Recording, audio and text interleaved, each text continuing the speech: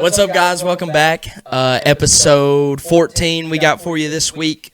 We're going to touch on the All-Star race and look at it in the past and talk about it, what it is now, and the different formats and stuff. And then we'll get into our Darlington recap, along with who stood out to us in that race. And then we'll get into my Drop the Green bets, which are just been killing it. And then that'll lead into our All-Star predictions. And then from there, we're going to close with stupid questions and our favorite memory. My name's Spencer. I'm Austin.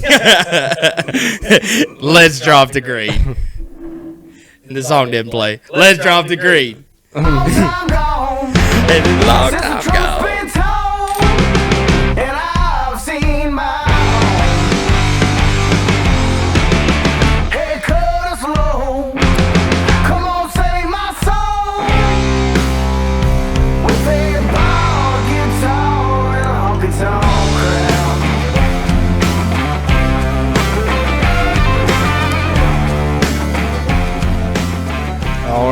Right back into it, episode 14. So as always, we're going to dedicate this episode to somebody. Figured we start with you, Spence. Who is your episode 14 going to be dedicated to? My episode 14 this week is going to be dedicated to a man that drives the number 14 car currently for Stewart Horse Racing, and that would be my boy Chase Briscoe. Okay, cool deal. Yeah, Chase Briscoe is from Mitchell, Indiana. Which, fun fact, is 90 miles south of Indianapolis and 73 miles north of Louisville, Kentucky. Interesting. So okay. He's, I always kind of like to see when you say somewhere you're from, you know, where is it actually located in the state? Indiana's a pretty decently big state. Yeah. There's a lot of places you could live when you say Indiana. Yeah. Oh, yeah. So, as far as my time in Indiana, it's all farmland to me, so it's like okay. So he's pretty rural, I would assume. But the cool thing to me about Indiana, and this is a complete tangent, is the fact that like they literally have a grid system on the road in the middle of nowhere. Okay. Like because it's so flat, all the roads just run straight. Yeah. Like there's no curvature to any road ever, which is nuts. It's so Oklahoma's weird. the same way. Is it? Yeah. It's just weird. Boring. Yes. Yeah. It's weird to go to a place like that, especially being from where we're from here in Tennessee, where I-40's not even straight. No, you know, I mean, we have character. Yeah. We got something to go around. One way to look at it. Mm-hmm. So he's from Indiana, and he kind of got his start in the professional racing realm in ARCA. He won an ARCA championship, so he's an ARCA champion. And then from there, he moved to he got a job as a Ford performance driver with Brad and Brad's truck team. No, not that. Yet he signed with them, and then he ran Brad's truck. Okay. So yeah, cool. So we did that for a while. And then his career really took off in Xfinity when he won 9 races in a season and didn't win the championship. Yeah. So that was in 2020. 2020. Yeah, he didn't have a short track car, as we figured out. So they went to Phoenix, and you can take it or leave it how it is, but that's what we've set up to do. That won 9 races. To just make you sick about the format. For real. I mean, Daniel Hemrick has won 1 race in Xfinity and has more championships than Chase Briscoe. Wild. It shouldn't be that way. So, 2020, and then in 2021, he signed with Stewart Haas and raced that car and had some pretty decent performances.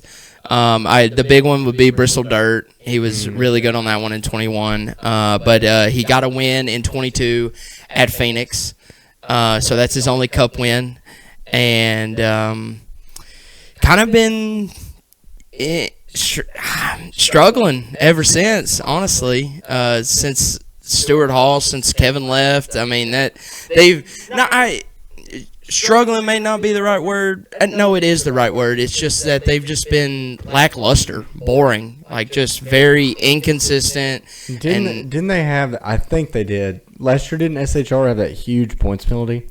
Yes. Because you were telling me earlier he finished like 30th in points. Yeah. Which they were definitely dog shit. They were, but They not weren't 30th bad. 30th, Yeah, I mean they were definitely in the 20s. Yeah. Maybe mid-teens. Like 30th is like you almost have to try to. Yeah. You have to be doing really bad at Stewart Haas to finish 30th. So they had that points penalty. So that's his worst finish. And then again, this year, I think he's been outperformed by his peers again. Noah Grexton, Josh Berry.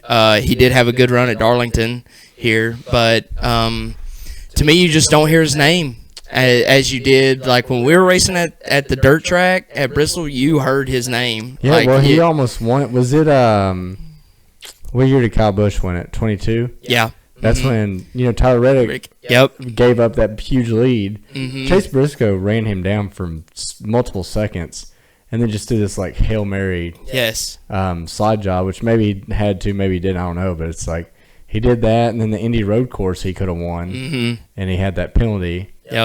Drove and then took out Denny after he cut the cord. Like, sometimes it's just like he gets a little too excited. He does. It's It's one of those young driver things that we've talked about. It's gotta be. We've talked about that. You have to know to know. You have to learn it to know. And but that's who I'm dedicating this episode to, and hopefully he can turn it around and maybe get him a win this year. I have a bet with Colby that a Stewart Haas driver wins. So always. You came so close this weekend. I did, didn't I? I did. You came so close. Yeah. The only thing I'll say, I've always liked Chase Briscoe just because he came up through 410 sprint cars. Yeah. And then he still races I've seen him race 410 sprint cars in Kyle Larson's High Limit Series. So I watched him, and like he's not. It's kind of like when Ricky runs them. They're just not. I guess they were really good back in the day, but just I don't know. They don't. I'm no dirt racing expert, but you can just tell like he's rusty in them. If that makes sense. No, like or like doesn't put the full commitment in. Which I mean, why would you? Not everyone's insane like Kyle Larson. That just he just flipped a sprint car last night. No. Monday night. He just flipped it. Really? Yeah, he flipped. This is a tangent. I'm sorry, but there was so he races Darlington Sunday. Monday he goes up to Indiana and there's a high limit race, and then he's been in an Indy car all day today. But Monday we got home just in time. My dad was in town, and we watched the C main. They had so many cars. They had a C main, and Kyle Larson was in it. And I'm like, why is Kyle Larson in the C? He didn't even transfer to the C. Like, he didn't even make it to the B, definitely didn't make it to the A. But I was like, why is he in the C? He barrel rolled 4 times in the heat race. And they put a new wing and axle on it and sent him into the C. And how'd he do? He didn't make it, that's what I'm saying. Oh, okay, but just like the fact that he was just like... Yeah. I still want to keep going. Yeah, I don't know, it's just weird. But Daddy Hendrick was real happy to see that. I guess that's kind of my point. Is like, I'm sure if you're a normal person and you have this amazing cup ride, you're probably not pushing it for a transfer spot like Kyle was. No. So, Chase Briscoe is probably a smart dude, but I like him a lot. He's a solid dude. He is really, really active on NASCAR Reddit. You ever notice that? No. Yeah. So he is like, people will, I say fairly active. I mean, there's people that are on there every day, but if there's ever anything, people will be like, I don't know why they run the cars like this or something. He'll just comment on it. He's like, this is why we do it. That's awesome. Or I've seen this a bunch of times. Someone will be like, brand new to NASCAR, who should I cheer for? And he'll comment and be like, I know this pretty cool guy named Chase Briscoe. He's just super active on Reddit. He just loves it. Let's go. So, that's a personality we need more of. I know. Yes. I know. Unfortunately, he's a little shy too, but I mean, I don't know why. Hey, everybody is not shy on Reddit. Yeah. Different podcast. Yeah. But cool. Well, I'm kind of going to go to Chase Briscoe's childhood hero. He dressed up as this guy for Halloween. I'm going to go Tony Stewart. I don't want to get too deep because I think we've talked about this episode 20. We're probably both going to have the same person, but I just really want to talk about his time in the 14. Okay. So from Columbus, Indiana, another Indiana boy, May 20th, 1971. A little bit older than Chase Briscoe. A little bit. So couple years. In 2008, JGR changed to Toyota. Okay.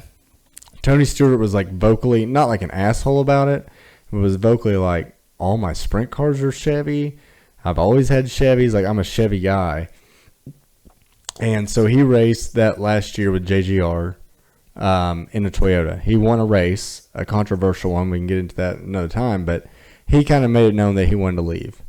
So he made the announcement mid-2008 that he was leaving to go to Haas CNC Racing. Now, Haas CNC Racing at the time is like Rick Ware Racing. Whoa. So he says, I'm going there. Also, I'm going to take 50% ownership. I'm buying in. And ends up becoming the highest paid NASCAR Cup driver at the time. Of course he does. Right. Yeah. Taking money from his right pocket, putting it in his left. Yeah. But he learned that from Rick Hendrick and Joe Gibbs. Exactly. He learned it from the best. Exactly. But so Haas was so bad. So imagine, let's think of a good guy here, like someone like Tony, multiple times. Imagine Kyle Busch. When he left JGR, instead of going to RCR, imagine him saying, I'm going to go buy into Rick Ware Racing. That's what this was like. I'm telling you. And everyone's like, what the this is not going to work. Yeah. You know what I mean? Like, there's no possible way. So he comes over there. He's smart. Gets a Hendrick Alliance. He steals Office Depot from Carl Edwards and then gets Old Spice. So big sponsors. And then he pulls in Ryan Newman for the 39 car. We talked about Ryan Newman the other day. Yep. So that first year technically wins. Well, let me back up a little bit. Sorry, I'm looking at my notes. So he went to the number 14, episode 14.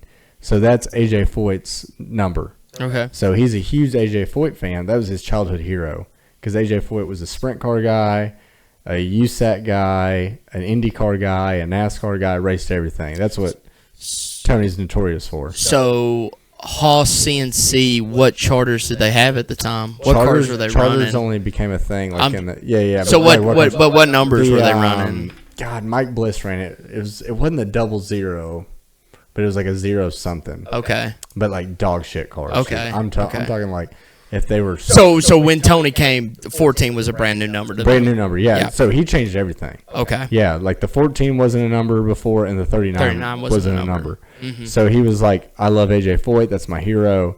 He just always tried to be like AJ Foyt and run multiple races, multiple series. So he's like, I'm going to be 14. That's where the 14 is came from. Then Clint had it. Now Chase Briscoe. I think Chase Briscoe is more deserving of it than Clint was. That's a whole nother. There's a reason this is not the Clint Boyer. That's edition. right. Yeah. But so he gets in there. He technically wins his first race at the All-Star race that year. Okay. So imagine Rick Ware Racing. Wow. Guy buys in, and then they win the All-Star race. Pretty big deal, right? So ends up having. They win $1 million? $1 million. No way. Yeah. So ends up having a really good year that year. Flash forward a little bit. So that's 2009. Flash forward to 2011. He makes the chase. Yep. So back then they have the chase. They don't have the playoff format that we're used to now. So it's just 10 race chase. Reset the points, 10 races. So he is quoted. We know he's really good in the media, right? Just says crazy shit all the time. So he makes the chase barely, and they're like, "What do you think? You know, what's your outlook?" He's like, "We don't even deserve to be in the chase. We've ran so shitty all year. There's no honestly, we should give our spot up to somebody that deserves it." So hasn't won a race all year, right? Let me just spoiler alert here. Out of the final 10 races, he wins 5 of them. Oh my god! Goes on a tear, and so it comes down to the very last race. Tony needs to win against Carl Edwards.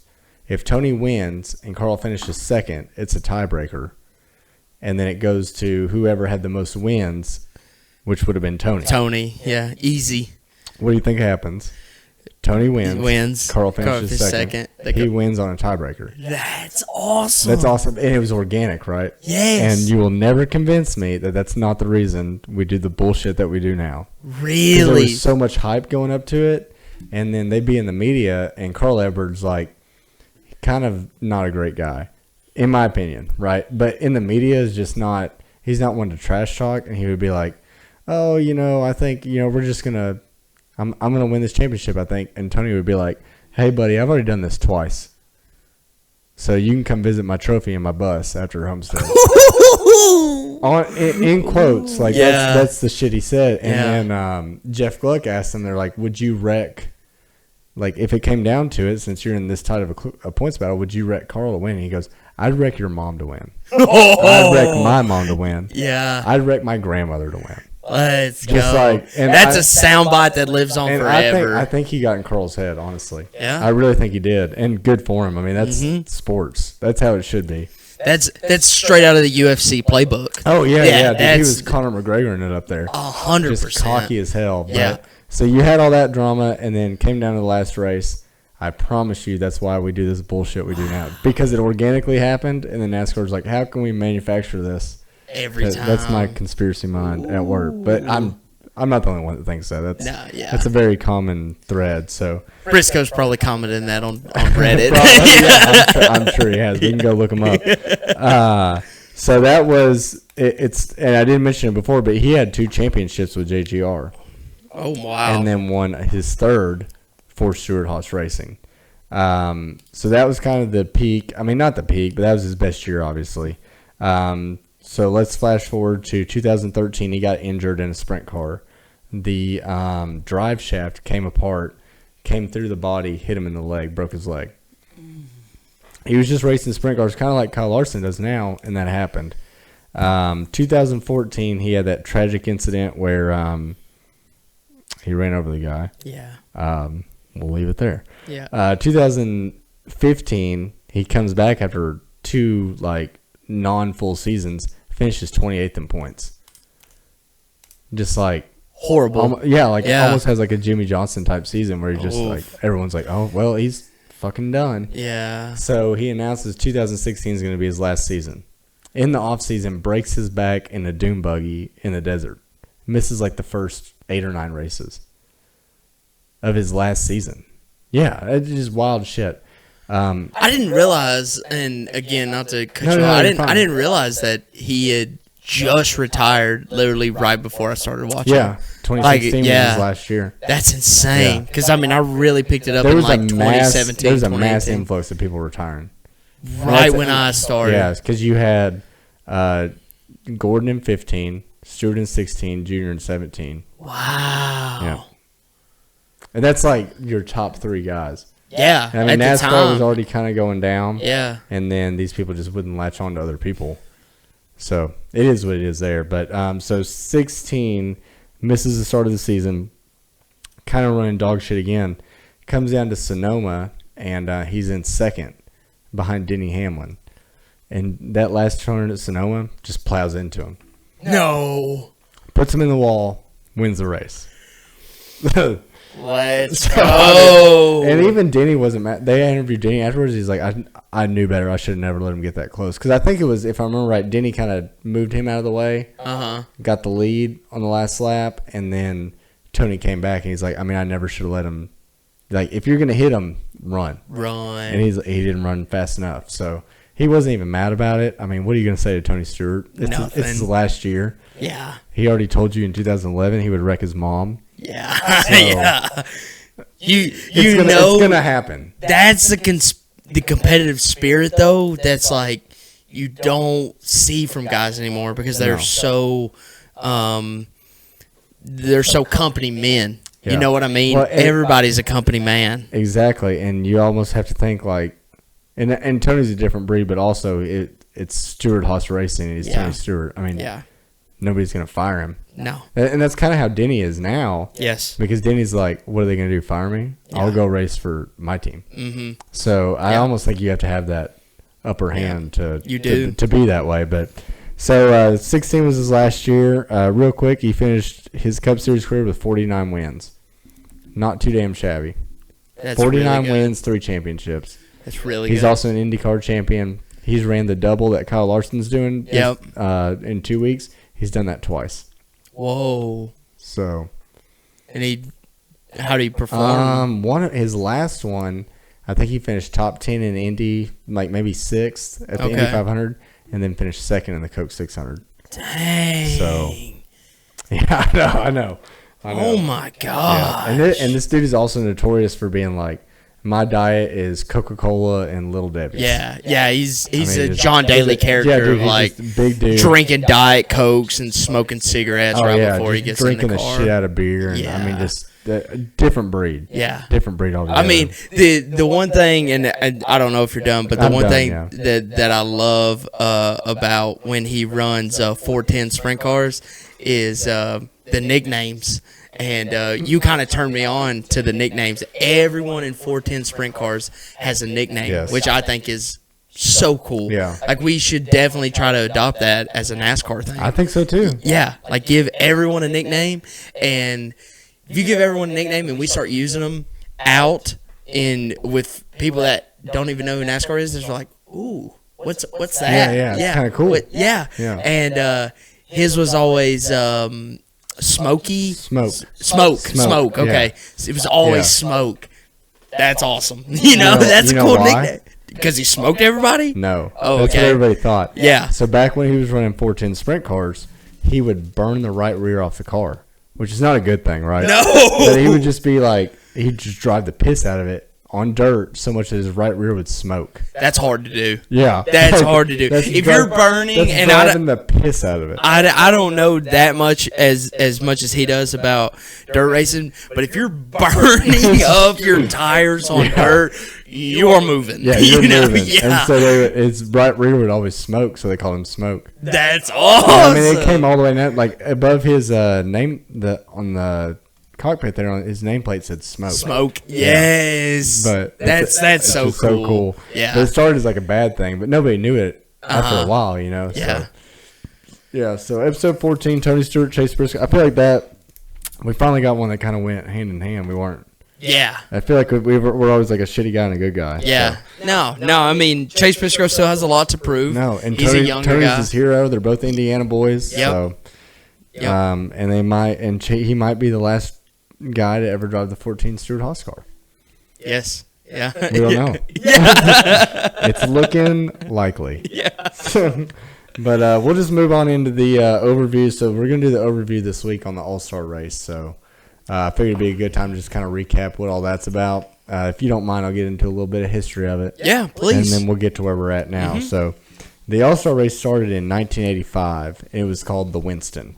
Okay. That's just what it was called because we were the Winston Cup Series. And it was just called the Winston. The Winston.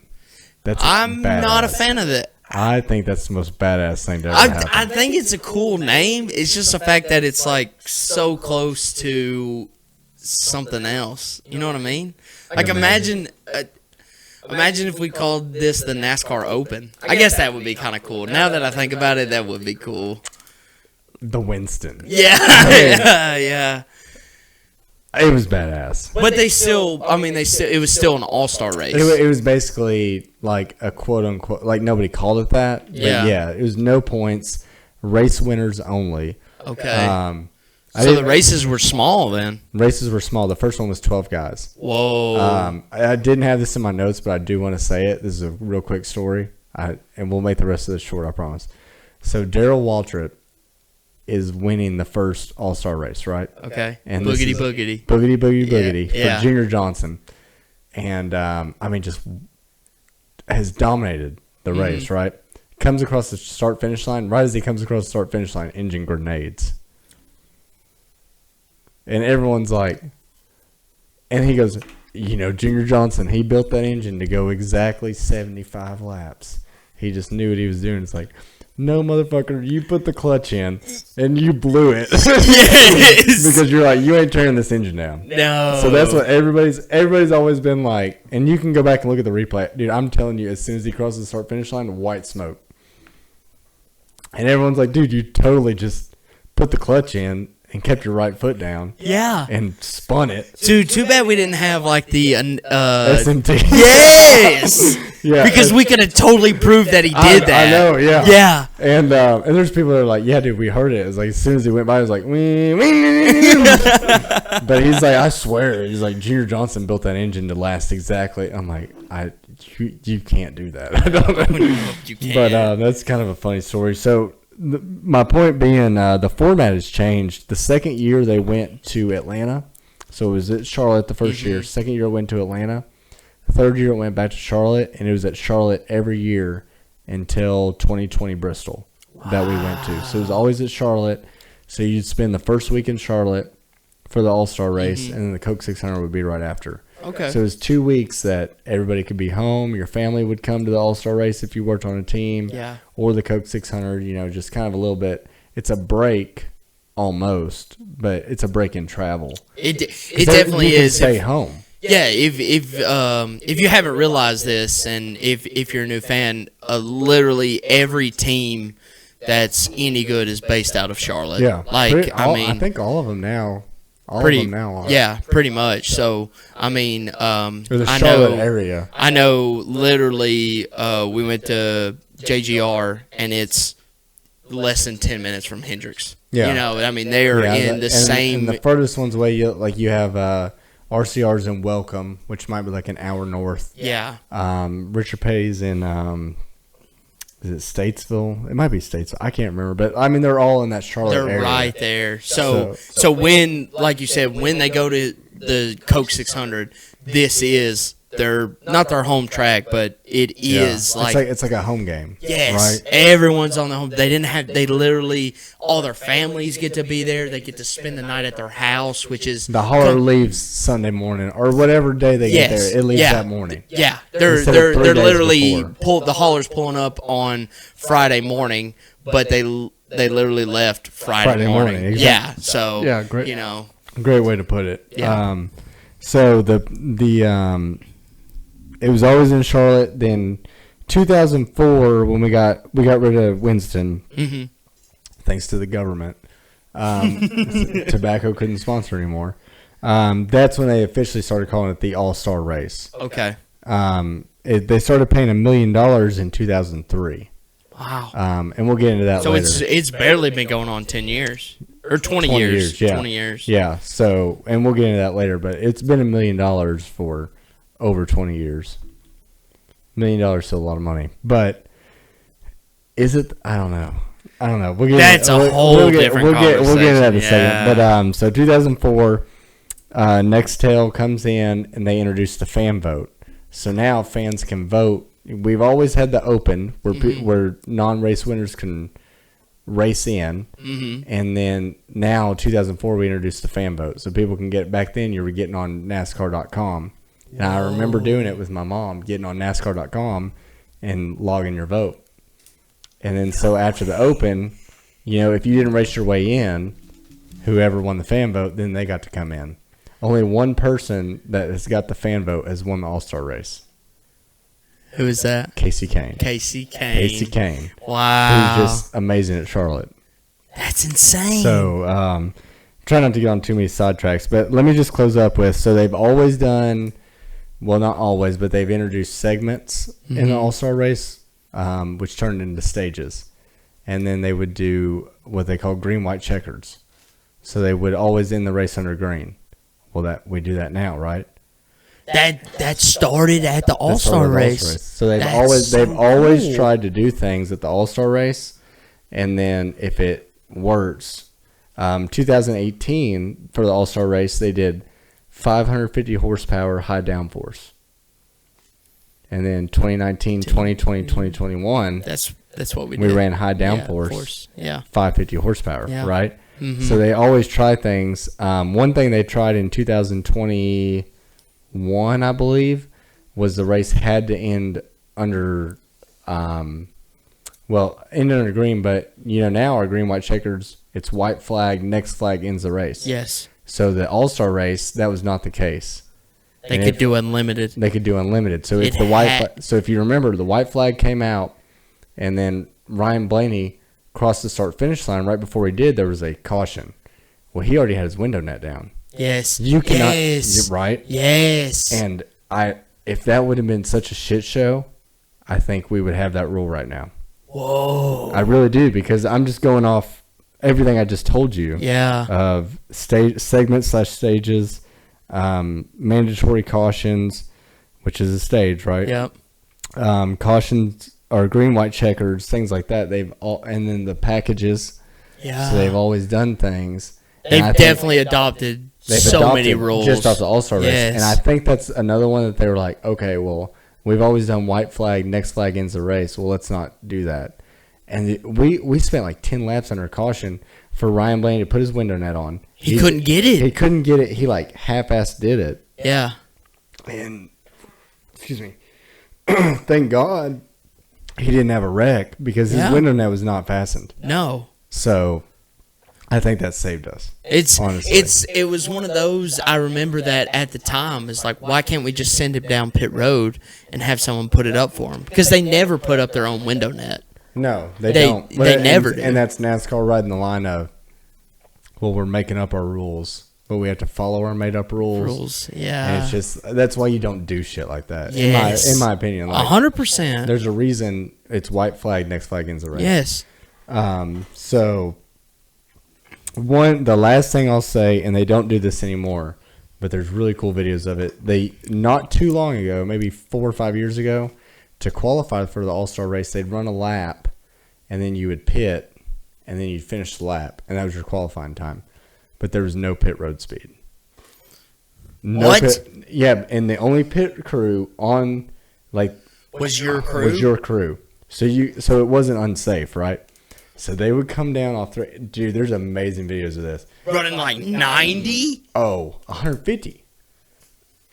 Just slamming on the brakes. And getting off onto the apron. There's a video of Kyle Larson doing it, getting off the apron sideways, getting in there, and all these guys are just blowing the pit box. Because also, what does it matter? Yeah, it doesn't matter. Who cares? So just get all you can. If you blow your pit box, you blow. And all these guys are just blowing their pit box.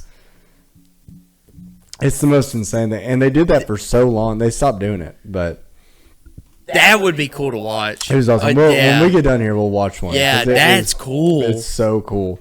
Because they just come down there, and some guys, the smart thing to do, right, is to not get all you can. Yeah. Go a little bit slower. Not pit road speed, but go a little bit slower. Yeah. Hit your fucking pit box. Run 80. Right. Hit your pit box. Yeah. But all these guys, dude, they can't help it. Yeah. They're just hauling ass, and then they're locking up. I'm talking they're locking up. Just still blowing the pit box. All 4 wheels blow the pit box. Dude, it's so, I would love to. I wish they still did it at Charlotte for that reason. Yes. And I wish they still did it that way. And then if you had a infield pass and could sit on pit road, can you imagine those guys coming down pit road just? Oh, that'd be so cool, dude. That would be so cool. But yeah, so that's my history. I hope we didn't go too long there, but I just kind of want to go. Obviously, we've moved away from Charlotte. 2020, COVID happened, so we went to Bristol. Yes, that kind of opened the floodgates of moving it somewhere else. Well, then we took a day away from Texas to go to Coda. Well, they bitched and moaned, so then we moved the All-Star race to Texas, which made no fucking sense. It was horrible. Because now, what you have to remember is now with these chartered teams, if you're a chartered team, you have to go to the All-Star race. Yes. So now you're loading up a hauler, you're taking your car to Texas. If you're Rick Ware Racing, you're like, we're writing this weekend off because we ain't making it. No. And that we don't care. And that was kind of the nice thing about doing it at Charlotte is like if you take your car, like you said, 30 minutes down the road and you don't make it, it's a little easier to swallow. It's right. Yeah, it's got to be 10 times. Yeah, easier even to if swallow. you take it to Bristol, yeah, a little easier to swallow. So then we did Texas 2 years, and then last year we went to North Wilkesboro. Yeah, really cool. And then we're at North Wilkesboro again. So that's kind of where we're at. And then so we have different formats. This year we're doing a little bit less gimmicky of a format, but I just want to know from you, as kind of a newer fan, not a new fan, but a newer fan, do you like the All-Star race? Number one. Number two, is $1 million enough? Because that's what they're paying. And number three, how does it compare to other All-Star races? Okay. Or All-Star games, I'm sorry. Yes. So, your first question, how I like the All-Star race, I do enjoy it. I think it's a chance to get drivers out of their comfort zone maybe. You're doing something a little different. There's different things on the line. I like now that they incorporate the pit crew teams into it, so there's something on the line for them. Literally at Darlington, they're talking about Ty Gibbs' team is like, hey, this is our chance to qualify for the All-Star race. So, you know, that's on their minds. As far as, what was your second question? It's $1 million enough. Yeah. Okay. Now, And I don't know if we've done $1 million since 2003. Yes. Yeah. No. $1 million's probably not enough to get a Denny Hamlin, to get a Kyle Busch, to get a Kyle Larson, to get a William Byron maybe at this point to give it their all. Yeah. You know what I mean? I don't know. I'll just start by saying that. How much of that do you think the driver gets? I was gonna say. I was gonna say 600. I wouldn't even. I don't even think it's 50%. So you're saying it's the only reason over I think 50. I'm just going off and it's apples and oranges, right? But dirt car guys, if an owner hires you, they usually split purse 50-50. Yeah. So I'm just assuming. I don't think they're splitting 50-50. Okay. Honestly, and they might not be. Dude, you got to employ all those people, right? Exactly. That's what I'm saying is your overhead's so much bigger. Like $1 million to a Hendrick team to show up is nothing.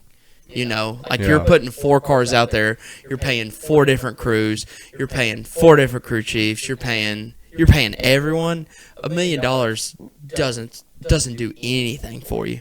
There's a reason that Jeff Gordon said Hendrick hadn't made money in 10 years or something. A long time. Yeah, and so $1 million to the driver is probably nothing because they're not touching any of that. They probably make way more money off of winning an actual race. Well, I will say at one time there was only 2 races that paid over $1 million, and it was the All-Star and Daytona 500. Okay. And I think that's changed now, but. I mean, dude, again, my thing with that is, do we even know?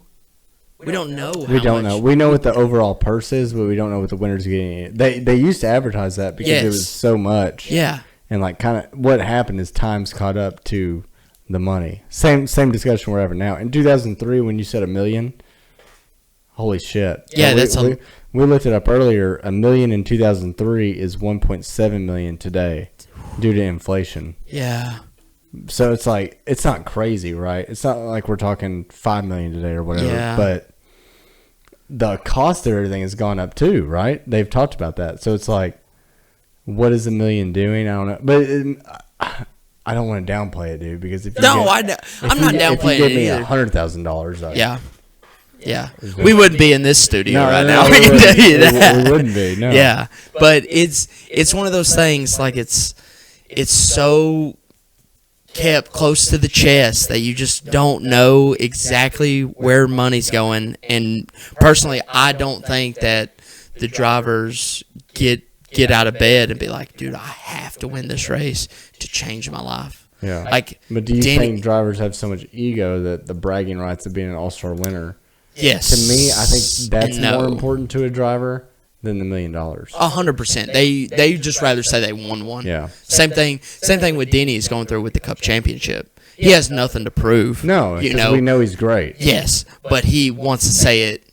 He wants to be able to say that because it means so much. Check a box, more or less. Yes, exactly. And so I think that's all they're really doing is checking that box. And then, so to answer your question, I don't think $1 million's enough anymore. Okay. Again, I don't know what all goes involved to getting $1 million grouped up to give to the team. It can't be that hard when the TV deal was $7.7 billion. But yeah, whatever. Yeah. So, but to me, to maybe make it interesting, you go 5+. I think so. Yes. Now, to segue into our third question, which is how does it compare to other All-Star games? I will say, just to play devil's advocate, how much are other sports teams getting to win their All-Star game? $0. So to me, the only one that it matters in as far as All-Star games go, as I can remember, and they may have changed this, but the MLB. Because you got home field advantage. You got home field advantage. Yeah. That was the only thing that was big. NBA, the NBA All-Star game has been horrible. It's a joke. Yeah. Pro Bowl's a joke. That's their All-Star, right? That's their All-Star. It's the non-Super Bowl. It's players. literally the week before the Super Bowl. Yeah. It's stupid too. So nobody in the Super Bowl is playing in the Pro Bowl. Pretty much no. Never. That's what I've understood. Yes, I mean you're not risking anything to why ever. Would you? You have nothing to gain. Yeah. So as far as stacking up against other sports, it is 10 times better because these guys are competing They still want to win, and granted, they may not pull a slide job to win it, but they're going to give it their best. They're probably not going to wreck their car, but at the same time, that's way better than LeBron James putting up 75 in the All-Star game with defense. With defense, no. No, there's never been defense in an All-Star game. Maybe back in the 70s. It was like maybe 3 or 4 years ago.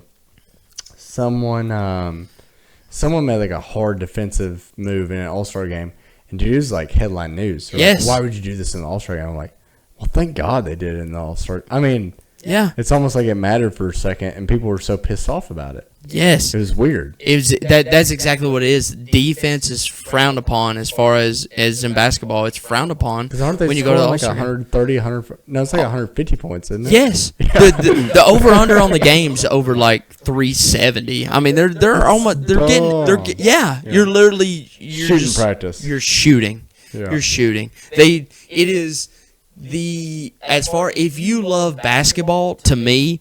And I love offensive basketball, but to me, there has to be some type of defense. Can you grab me one of those two? There has to be some type of defense.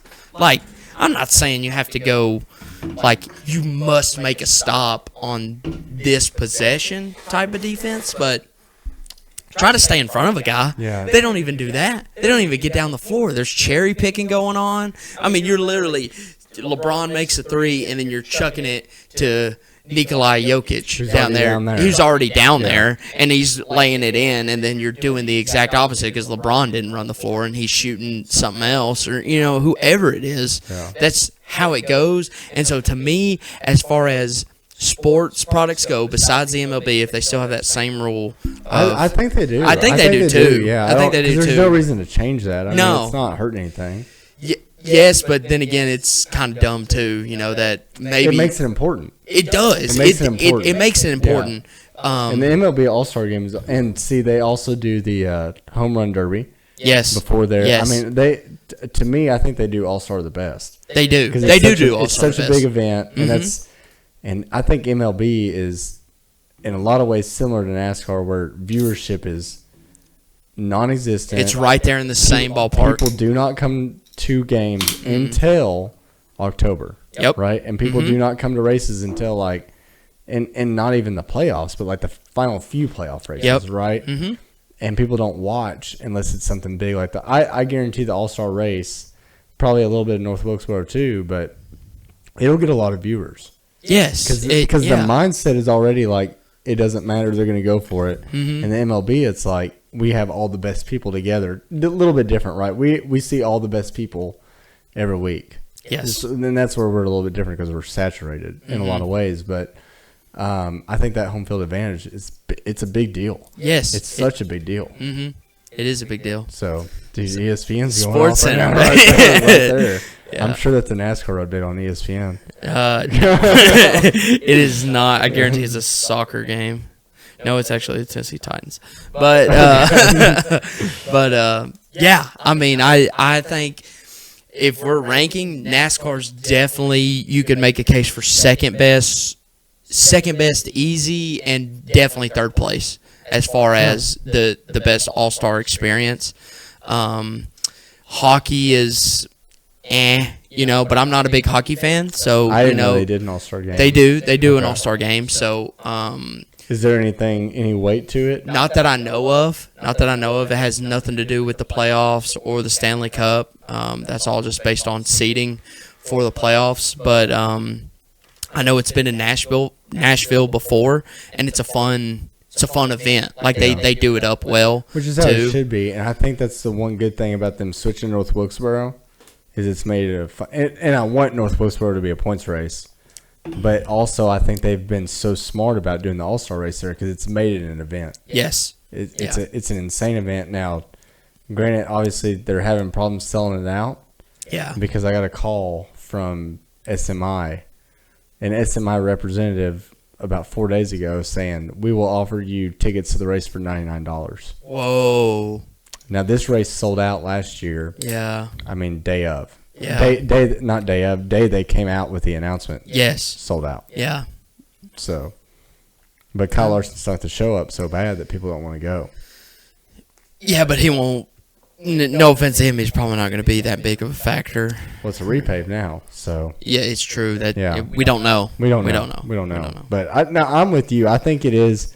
Like, if you take a step back, hardcore NASCAR fans are always going to pick it apart. But if you take a step back and look at it from an overall sports perspective, it's the best value all-star game that you can ever get. Yes.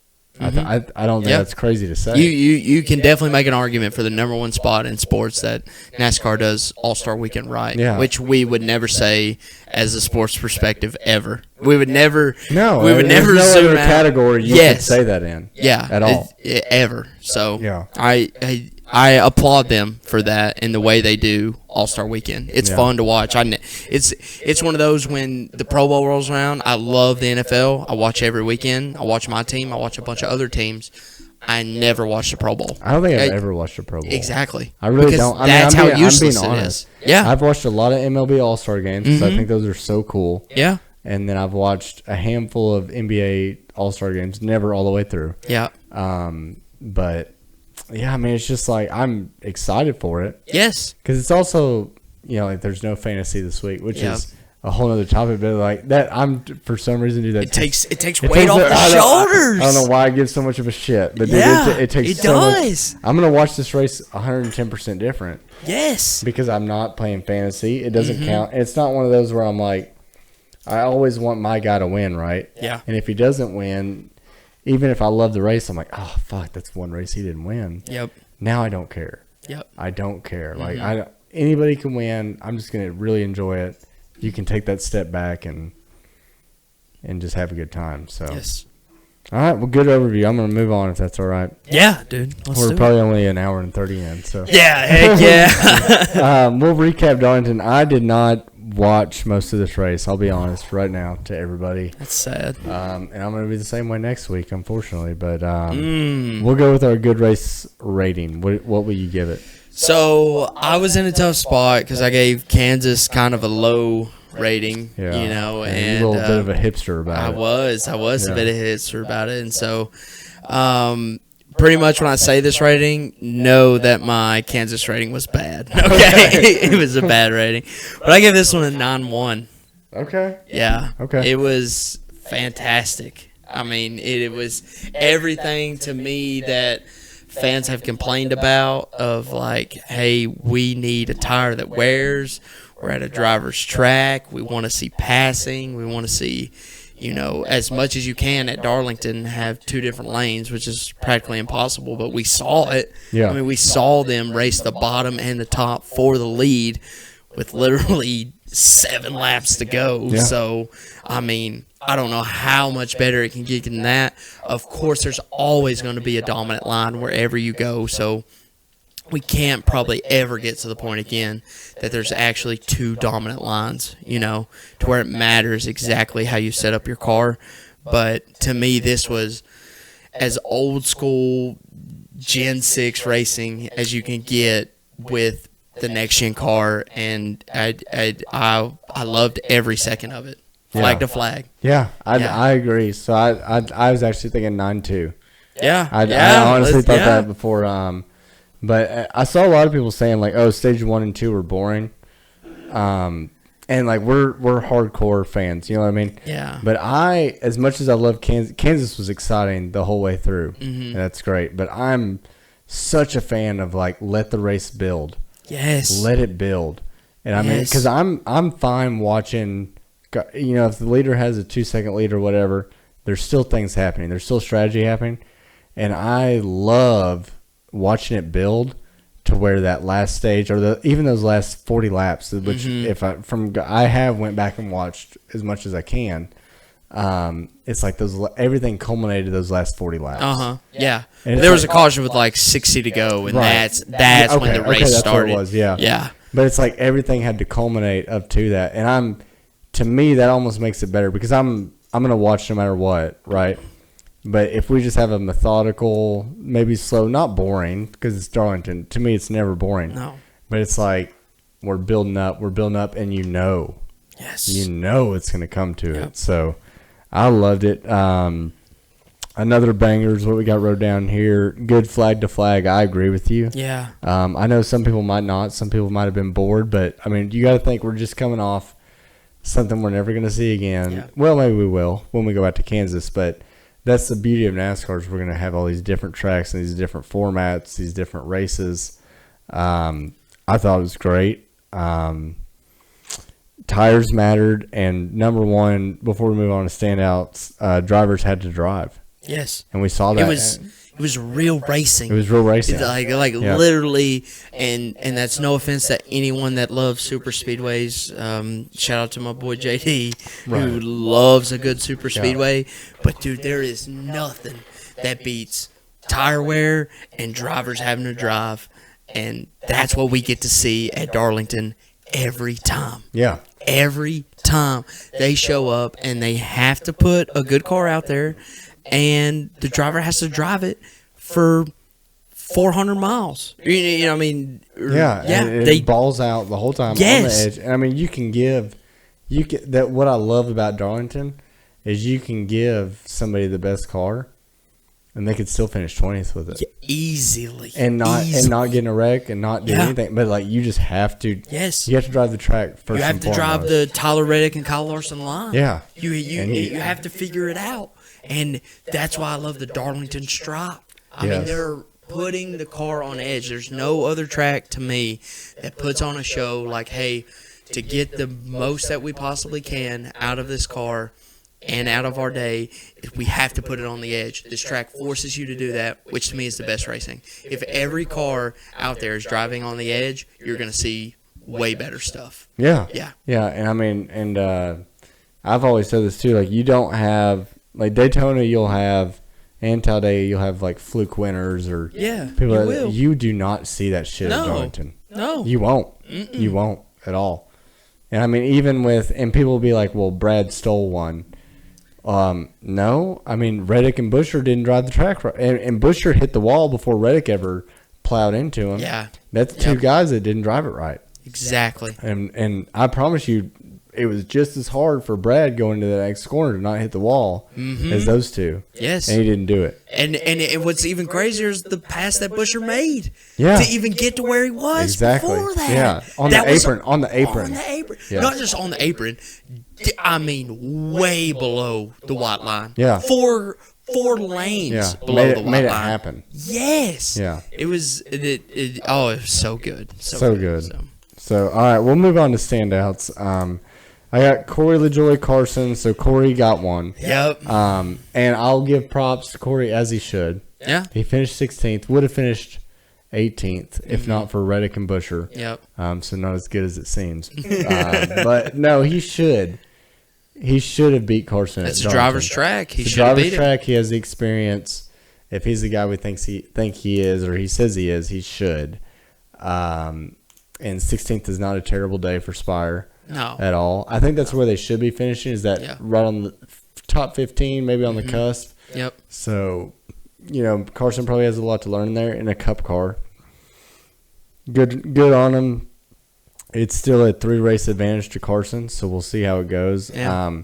All-Star race, it looks like Carson and Corey are both up there in the fan vote. Yeah. Real quick, if one of them gets the fan vote, I don't think we should count the race. No, I think the whole race should be probably a wash anyway. Just a wash. Yeah. The only way I'll say, this is not going to happen at all, if they both race their way in, we'll count it. Okay.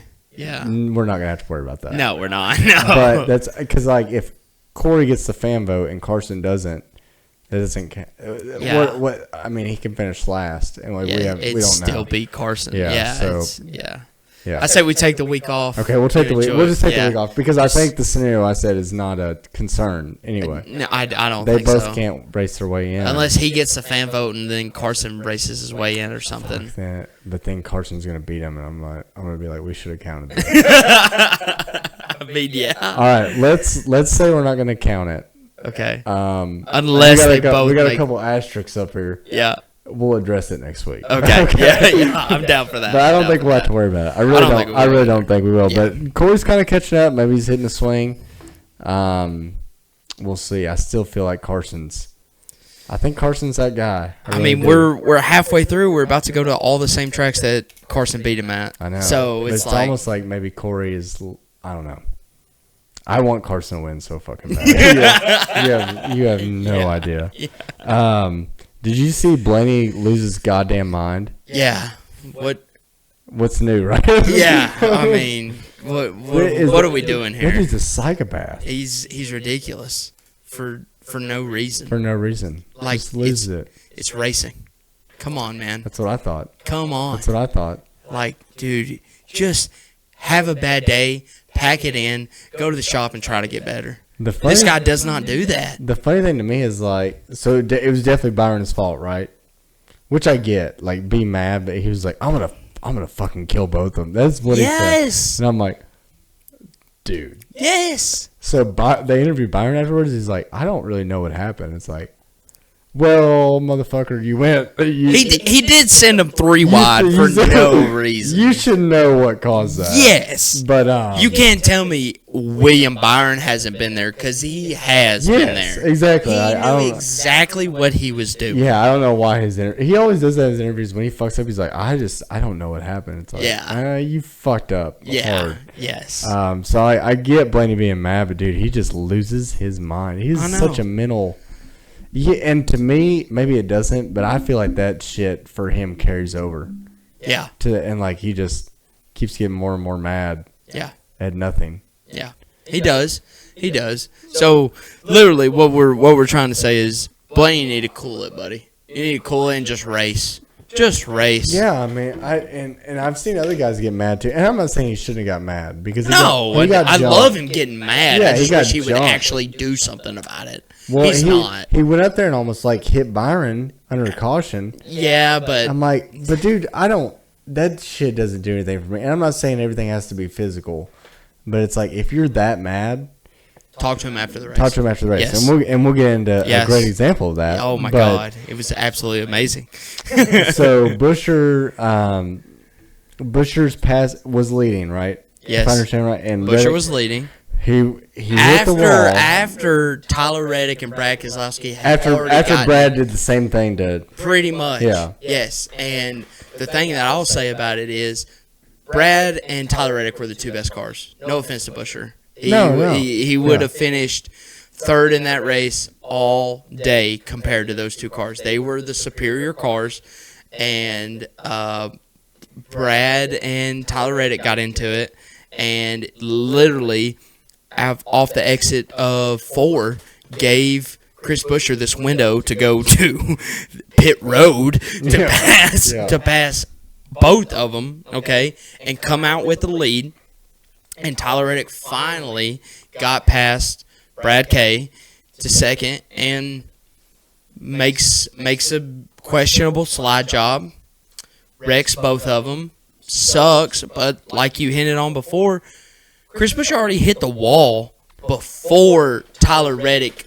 Granted, it was in the same time frame that Tyler Reddick made that move, so he's literally going like, hey, I have to slide job him now, and then Chris Buescher hits the wall. Yeah. And looking back now, I bet you Tyler Reddick's like, dude, if I would have just raced, I would have got within a 10th of him, and then I could have maybe passed him or pulled the slide job 1 lap earlier, because this wasn't the final lap. I mean, they still had I think 10 to go, maybe? Yeah, 6 or 7, something like that. So, I mean, I'm not going to fault Tyler Reddick on that move because he wants to win just as bad as anyone else. Now, if you talk to Chris Buescher, he's like, you had nothing to lose. You've already got a sticker on your car. And I get where, in Buescher's mind, he's like, which everybody's seen it, right? He went up there and pushed him, which was fine. And I loved Tyler's crew. He had one crew member, as soon as he pushed him, Tyler's crew like put his hand on Buescher. Yeah, which is like, that's it. Which I get, because it's like don't blindside the guy. Yes. But once he realized Buescher was just like, what the fuck are you doing? Mm-hmm. He let off. Yeah, that's awesome. Yeah, that's awesome. Yeah, because it could have got like, way out of hand, and we've seen it get way out of hand. Yeah, for no reason. Yeah. Let the drivers talk. Do you think that, to me, I was putting myself in Buescher's shoes. Like, if you're so pissed at somebody and you're up and you go, "You're a fucking idiot. Why the fuck did you do that? And you're so geared up, and that guy's like, yeah, I am a fucking idiot. You're not gonna be. You're like, shit. Yeah, yeah. I mean, I'm trying to be mad, and you're like, fight me. Yeah, like that's gotta be, to me, that is more frustrating. Yes, it is. When that guy's like, yeah, I did fuck up. Mm-hmm. And you're like, what's that? Tyler Reddick knew. I mean, I don't. That's where NASCAR fans are pissed me off. Is like we don't have to pick a side. You don't have to pick a side. Like that was it was just great. But it was racing. It was just racing. Yes. But I just think it's hilarious because Buescher's coming up there and like, you got to put yourself in his shoes. He's probably like gonna go up there like, why'd you do that? And he's like, I'm sure he's gonna be like, I didn't do anything at all, and then I'm gonna get after him. I'm gonna get to deck him like Ross did Noah Gragson. Or not even deck him, but I'm just gonna cuss him up and down because he thinks he didn't do anything wrong. And Tyler's like, no, dude, I fucked up. Yeah. And you're like, God. The last thing I wanted to do was wreck you, man. The last thing. It's like, why are you agreeing with me? Yeah. So, but it was a very mature conversation. I mean, I feel for Buescher. I feel like if he wouldn't have had the last week he had, maybe he still would have been pissed, but like probably not that pissed. I mean, tempers are flaring with him. He's been this close. 2 weeks in a row. Yes. Yeah. 2 weeks in a row now. Yeah. And so you can't blame him. He's hanging in there. He's literally, him and Brad are the only Fords that are doing anything worth anything week in and week out. But I don't think, to your point that you said earlier, Reddick should not give him an inch just because he has a win already. No. And I think Buescher probably realizes that, but in the moment, it's like... But Buescher's going to be fine in the points race. He's going to be completely fine. You say that. I think he's only like 16 above the cut line. Yeah, but... He needs a win. He would love a win. We don't have as many winners as we've had in Next Gen before, but dude, that points race is like, it's dog eat dog. It's so tight. It is tight. He's like, let's say he gets a DNF at the Coke 600 or something that has 4 stages, more points than any other race. Yeah. He could find himself in a really bad spot. He could. So I just think it's one of those, like, it sucks for him, but maybe if he has a third place car come to Coke 600, hey, let me stay in third place. Yeah. And I think he's smart enough to do that. But, he is. I mean, he had a chance to win, but I just loved it. I mean, to me, that's what made the race amazing. Yeah, that's NASCAR racing to me. Yes. So I love that they're pissed off. I mean, I'm not picking a side. No. They're both two cool dudes. They're both hardcore racers. Just fucking let them have at it. Go at it. I mean, neither one of them. I don't have merchandise for either one. Nope. I mean, they could wreck each other all day long for all I care. And I would love it. Yeah. I mean, that's kind of what we talked about in our early episodes. Is that a rivalry we need to watch now? I hope so. I'm 100% with you. And I don't even care if they don't have to hate each other, but like, are they just going to race each other hard? Yes. Is Buescher going to keep being respectful to everybody but Reddick? Yes. Great. Yeah. Great. Yeah. I would love that. Yeah. I mean, that's what makes the sport the sport. Mm-hmm. So, all right. Last question on standouts: is Brad back? No. Don't say that. Brad's not back. No, he's not back. And he's been back. If you ask me, he's been back. He's been back. Finally. He didn't forget how to drive. No. And I would have never said that at this point in the season, where we've seen speed out of them finally. Yeah. But I don't think it's a fluke per se. I think he can win another one, but I don't think he gets 3. You think he gets 3? I think he could. They all could. No, but he definitely could. Literally up until Darlington, if you would have told me Brad K would have won 3 races. He has a runner-up finish. I know. Hold on. Okay, if you would have told me that Brad would have won 3 races and Chris Buescher would have 0, I would have said no. No. Because Buescher has just been better than him. Buescher's great. Yeah. I think Buescher is that good. One of the most underrated talents. He's definitely underrated. But I think people have forgotten that Brad is fucking Brad.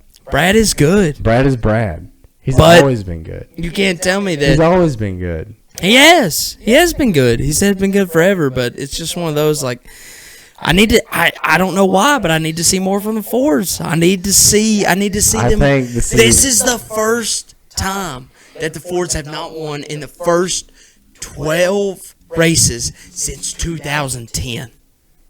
That doesn't mean anything to me because last year they didn't do shit. Now they obviously won races. They still won races. They won races. If I went back, it was probably a super speedway or something crazy. It doesn't matter. They still won one. Okay, well, Brad, he just lost the super speedway by what? That much? A little bit, yes. Okay, and Busher just lost another race by what? That much? But they're the only two Fords that have been up there, though. You can't tell me Joey's competing. Your argument was Ford. My argument is Ford. And now you're narrowing your argument down to, well, it's only RFK. So what do you want That's fair. What do you want your argument to be? I want my argument to be that I still don't think Ford's that proven except for RFK. Look at what Ford did last year. They were basically non-existent. Yes. And then Ryan Blaney won the Coke 600. I know. So we'll see. Right? And then what happened? Then he went on a tear. Trickling some wins in. Ryan Blaney went on a tear. They're smart. They're smart. Some sandbagging motherfuckers. They are some. Yeah. I'm telling you, they took a note out of Jimmy Johnson and Chad Knaus's playbook. Yes. And they're sandbagging. Okay. They're fine. I hope you're right. I'm telling you, they're fine. And the fact that RFK came on first just tells me that Penske's going to go on a tear. Yes. Not Cindric. Yeah, Cindric's dog shit. But Blaney and Logano, and then we've seen it out of Noah Gregson and Josh Berry. That's what I'm saying. Yeah, SHR ain't been bad either. Yeah, so. And if SHR is good, I'm telling you, Penske's waiting. Penske's just waiting. Yeah. They're sliding these dog shit cars through tech. I think they're going so old school. They're sliding these cars through, they're putting through the Hawkeye and they're like, dude, you're like 2 inches off the rules, and they're like, oh well, we'll see how it goes. And they're just running these dog shit cars, and then they'll be sliding these cars through tech in playoffs. And they're like, oh, it's Penske. Like we can probably go to lunch and just slide it through tech. Yeah. In my mind, that's how it works. They're still playing. They're still playing games. They're playing games. They're playing games. They're like, you don't have to worry about us. We don't even know what we're doing. Let's take a bathroom break. Okay. Yeah. All I'm saying, first and foremost, is that Brad is back. Okay. Brad is back. Championship contender? Ooh, hell no. Why not? No. Why not? He just won at Darlington. He did just win at Darlington? What did he do at Phoenix? This place. I don't know. What was he sandbagging at Phoenix is the question. Nothing. That's crazy. Where did Ryan Blaney finish in Phoenix in the spring? I don't know, but he didn't even win the race in the fall. He didn't even win the race in the fall. Okay. Yeah. Come Bad on. Example. Yeah, Bad example. Use it. I'm just telling you. Dude, what's Ross Chastain sandbagging right now? Come on. Maybe Brad finishes 5th and wins the championship at Phoenix. We've seen it. Yeah, I do. My favorite thing is you watching the race, the championship race at your house, going, dude, the champion has never lost a race before. 10 years. I'm just saying. And then my boy, Melon Man Ross. Only Ross would spoil that show. Yeah, and good for him. Yeah, I'm just saying, only Ross would not pull over. Only Ross would be arrow blocking the champion. Like, hey, the guy in the championship was behind you. Arrow block. Yeah. Arrow block. Before it was cool. Yeah. Did he invent it? We don't know. Oh, you need another one? Yeah, if you don't care. Take us in to drop the green bets. Yeah. Okay. So, to hit off last week, we were down... Thank you, sir. We were down 6.7? 7 units. Oh, 7 units exactly. You could have lied and said it was 6.7. Yeah, but I'm not gonna lie. We're gonna be truthful here, okay? We were down 7 units, and we lost all 3 of our units, so we're down 10. And I just want to preface this with. My first pick was Chris Buescher, top 10, which was looking. He got fucked. What do you do? You can't do anything. You can't do anything. You can't do anything. Because you called that early, too. I did. I called that so early. My other one was Chevy to win. I did not think a Ford was going to win. I thought I would be looking back going, Chris Buescher finished top 10, and a Toyota won. Okay, cool. There wasn't a Chevy in the top 5. No. No, there wasn't. Yeah, that's crazy. So, Larson, but you asshole. Ross finished 11th, so that was absolutely great. Second time he's done that to you. He's been a bad beat for me twice now that I've given it to him. Is he dead to you now? He's not. He might maybe be. in the gambling world he's That's what I'm dead to saying, me. he Yeah, might. he's definitely one I'm sticking away from for a hot I minute. say we put Ross in the graveyard. Yeah, Ross is in the graveyard. He might be there with William Byron because every time I pick William Byron to win, he just lays an That's what egg. we need. We need to have a graveyard. And Yes. We need to officially put drivers in it. Yeah, well, That's what I think. okay, the first one we're burying is Ross. All right. Ross Our is first gonna- headstone, Ross Chastain. R.I.P. Yeah. Whatever You are today's dead to us. date is. May 15th. May 15th. Yeah. Ross Chastain, you are dead to us. Yeah, hopefully you're like Jesus and you rise 3 days later. But it ain't looking good for you, buddy, because this is ridiculous.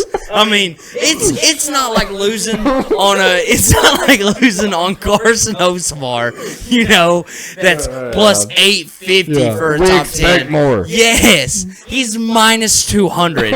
Come on, dude. Get it together and just finish a race. You looked literally perfectly content to finish in 8th, 9th, or 10th for that entirety of that race, and then you finished. I think you ended up finishing 12th, honestly. Yeah. So I don't 11th or know. 12th. Yeah, it was Not not top good. 10. Not top 10. It did not hit. No. So it didn't hit. So that's tough. So I literally down 10 units. I was like, hey, I may take the week off. It's an all-star race. We may need to get ready for the 600. Clean my wounds. Yes, do whatever I need to do to get ready for the 600. And so I came up with that I'm going to bet half my units. So I'm going to bet 1.5 units this week. And I picked a decent lineup, I feel like. And my first pick is Ty Gibbs, Open winner. So he wins. That. He wins the Open. He's probably going to be the second best car, first best car, literally in the Open. But the number one asshole. Yeah, yes, For sure. He's and I think though with Ty Gibbs, he's one of those that's gonna want to win it. Yeah. Because you have to think about where their mind's at. He ain't getting And the fan vote. He's not getting the fan vote. No. And so to race in the All-Star race, which I think he wants to do, he's going to have to win this race or finish top 3. Yeah. So Ty Gibbs plus 250 to win. Really? Yeah, it's low. Our savior. Yeah, our savior. So half a unit on Ty Gibbs. Okay, then we go to the actual All-Star race. So these two next guys, they have qualified for the All-Star race. And I think this plays into perfect after the last 2 weeks he's had. Chris Buescher to win. Okay. Yeah. That I'd feel bad for him if he wins and it's not a points race. Yeah, I would too, Oh but my I God, would dude. love it. I think he'd as be, a gambler. I think he'd be pissed. But he could though. No, I think he could, but I'm just like, bets aside, I think he'd be in bitch and he'd be like, this is fucking bullshit. Yeah, no, but that's why I think it gives him the fire too. You know, Right, yeah, because yeah. he's racing against those guys that has already kind of messed him up to begin with. Yeah. You know, Tyler Reddick's going to be there. If Tyler Reddick and him come down to the final lap, he will. No breaks. Yes, it's game over. You know, same thing with Larson too. If Larson ends up somehow getting there to him, Yeah. you know, depending on how it shakes out, you know, I could see that. So he's plus 1,400 to win the All-Star race. Yeah. Wow. So there's our 10 units right there. Everybody cheer Chris Buescher hard because this could be good. And then last one to round it out, who has kind of lost me a lot of money, but he's on the chopping block to be in the graveyard as well. Seabell top 3. Okay. Yeah. Yeah. Plus He 230. can avoid a wreck, which is Yes. He's not good at it. He's a magnet. he is. He's a magnet. So Plus 230, half unit. yeah, half Okay. unit. So We're going 1.5 units on the week. yeah, 1.5 units on the week. So we're kind of taking a little bit of a break. keep however much, keep a half unit and a half in your pocket this week because I'm real good at losing that shit. It's really a free unit and a half. Yeah, it really is. It really is. We actually did y'all a favor. We did. We did. Because Lord knows it can just go right away very quickly. So I don't hate those at all. I think those are good bets. We say that every week, and then they don't. To be fair, every time you miss, it's like the shit like Busher. It's close. Yeah, it's close. Or Ross, 11th or 12th. I mean, it's not like you're. It's not like you're like, all right, Justin Haley to win. Yes. Yeah, and he finished. Can you imagine 25th. If you had Justin Haley top 10 though? Yeah. Oh my God. Yeah, that'd be better than Carson. Yeah, we'd be in a new studio. Yeah, really. If you hit that. Because he finished top 10 at Darlington. Yeah, he did. He did. Imagine if you had Josh Berry top 3.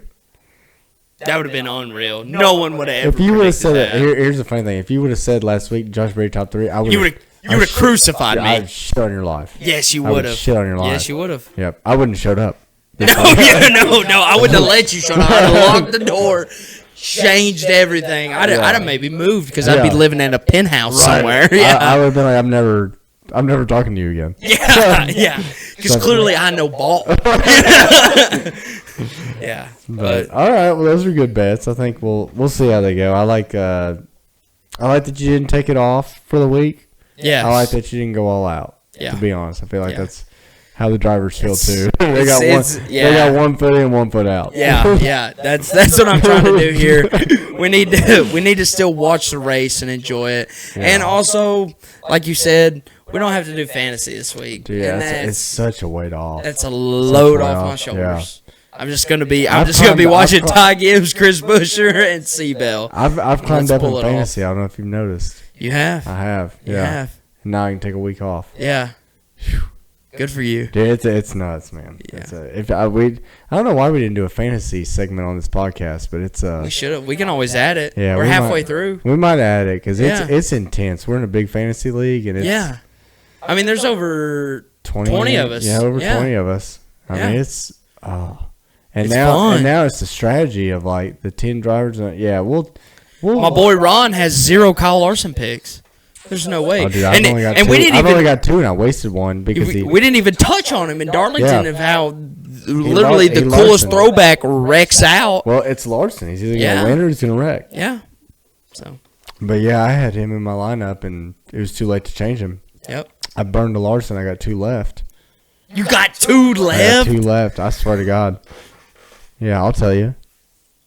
Ooh. I had to climb my way out of my hole that I'm in. You did, and that's the only way to do it is by using the best guys. Yeah.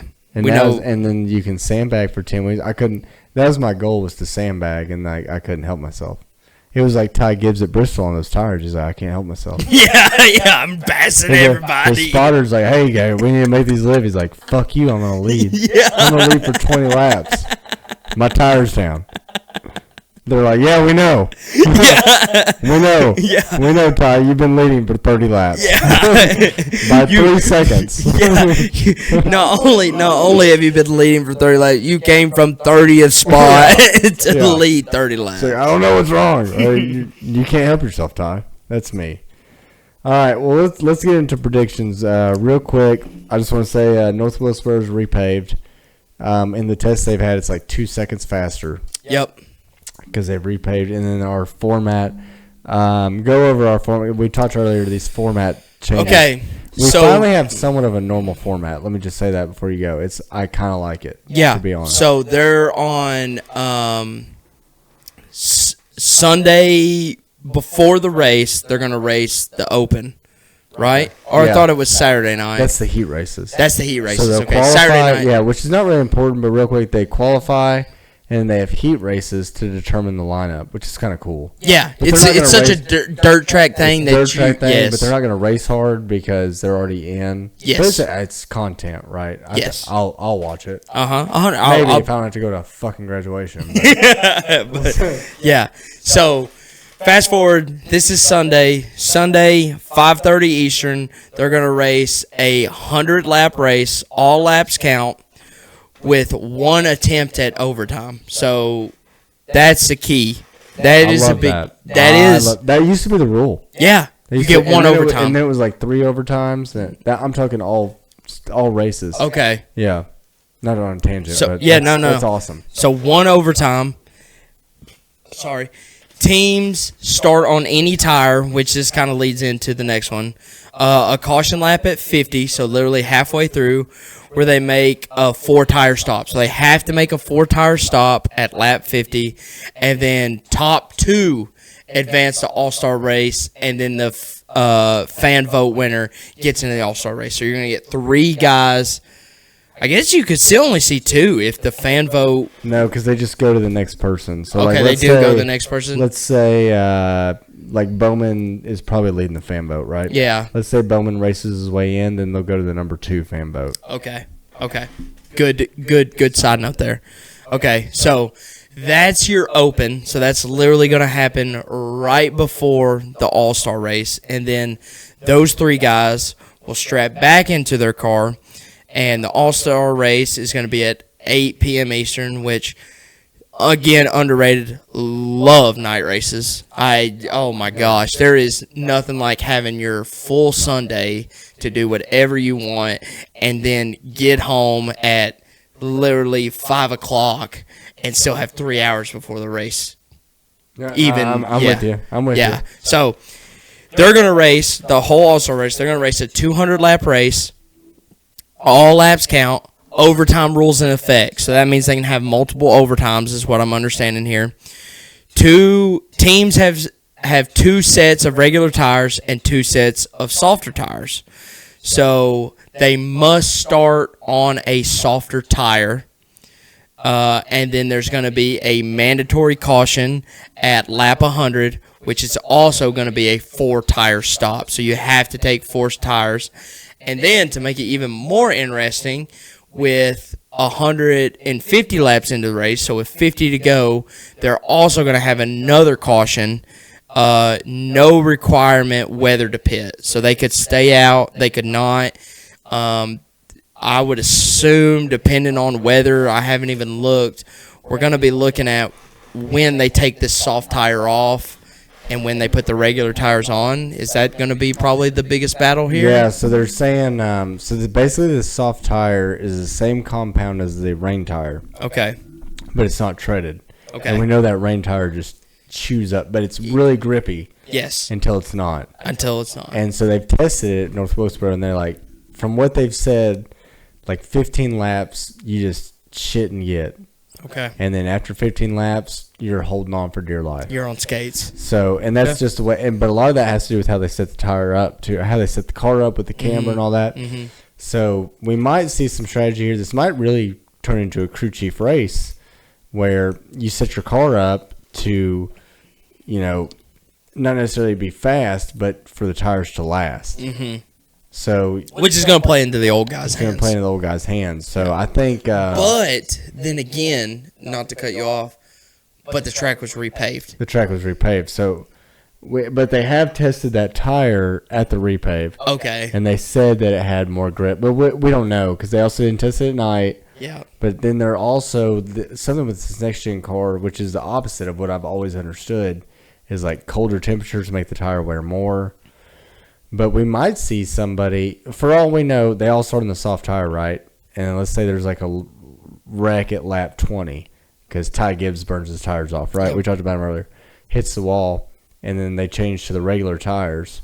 And then the winner might stay on regular tires the whole race. Mm-hmm. Yeah. Right? But then if we have a caution with 20 to go, even after that mandatory caution at 50, someone in 10th puts on those soft tires and just burns them.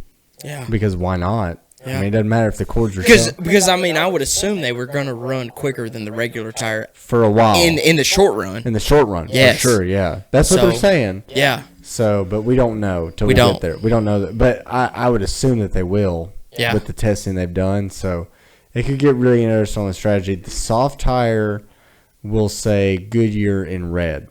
Okay. And then the normal tire will say Goodyear in yellow. Okay. Hopefully Fox. I think they will because Kevin will be there. Yeah. He's the saving grace of this Fox broadcast. Yep. But I think they will do a really good job of that. And I think it'll be really interesting. Like, you'll definitely want to watch. It'd be a hard race to watch, like at a bar, where you can't hear. Yeah. Unfortunately, which I know it's a fun place to watch, but you really want to be able to listen to the broadcast for this race because it's going to be interesting. They're going to tell you a lot that there's a lot of unknown. There is. And then we're going to learn a lot because they're all starting on soft tire. We're going to learn a lot once they pull those tires off. Like, how did they wear? Did they not wear? Or are we just going to have 4 sets of tires? Because it's 2 sets of soft, 2 sets of regular. But if those soft don't wear the way they do, that we think they will, we might just have 4 sets of tires. So we'll see. And tires, if that's the case, tires probably won't matter. Yeah. Because it's a repave. Then it's going to come down to how you finished in the heat races. Right, because it's going to be track position. Yeah. Track position by far. I hope it's a little bit of both, like always. Yeah. I hope it. I don't want, not necessarily that I don't want the guy that, like, I don't want a Kyle Larson to show up in there, and I think that would be cool. Start from the back, finish, and win the whole race. Yeah. That's amazing. But at the same time, you want to do that. Race well in his heat races to be dominant in the actual All-Star race. Get paid off for it. Yeah, exactly. And last year, what Larson was doing that a lot of people caught on to was he was catching the apron and hooking his car.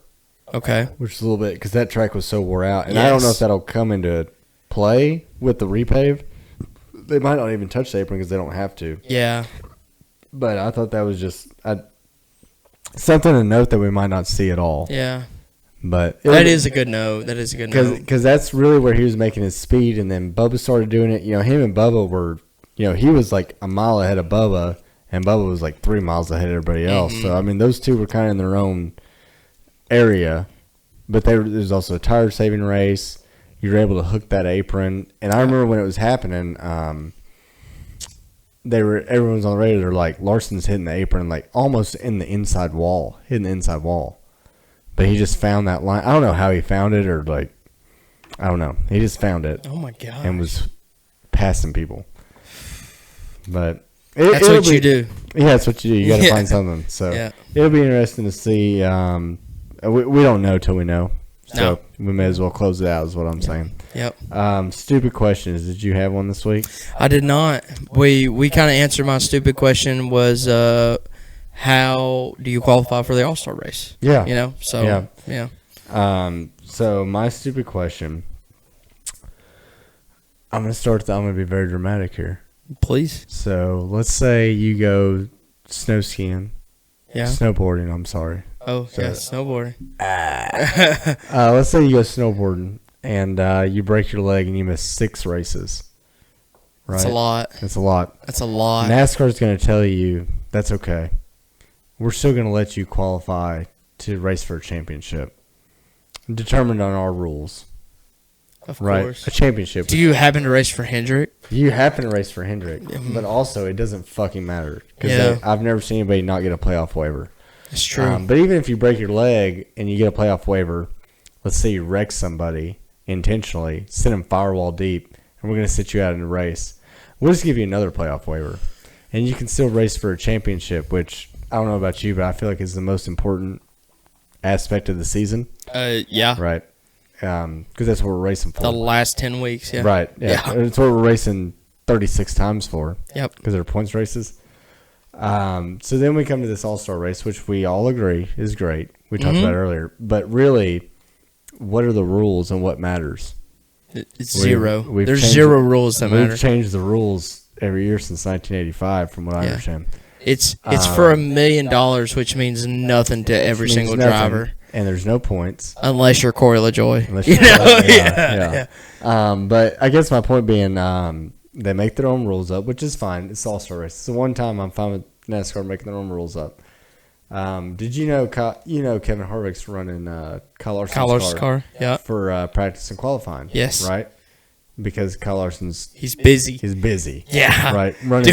Doing absolutely awesome things. He just ran 224 miles an hour today. I don't know if you saw it. But P5 overall speed.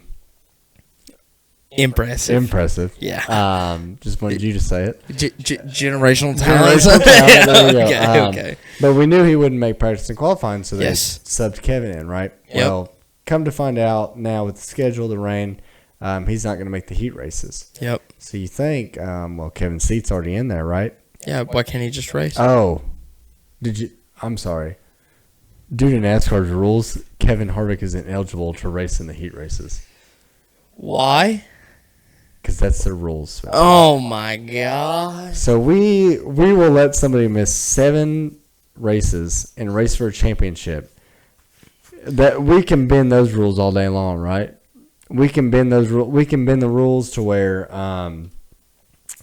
when Martin Truex Jr. brushes the wall, it's a caution, and then when there's cars backwards in front of pit road, it's not a caution. We can bend those rules, right?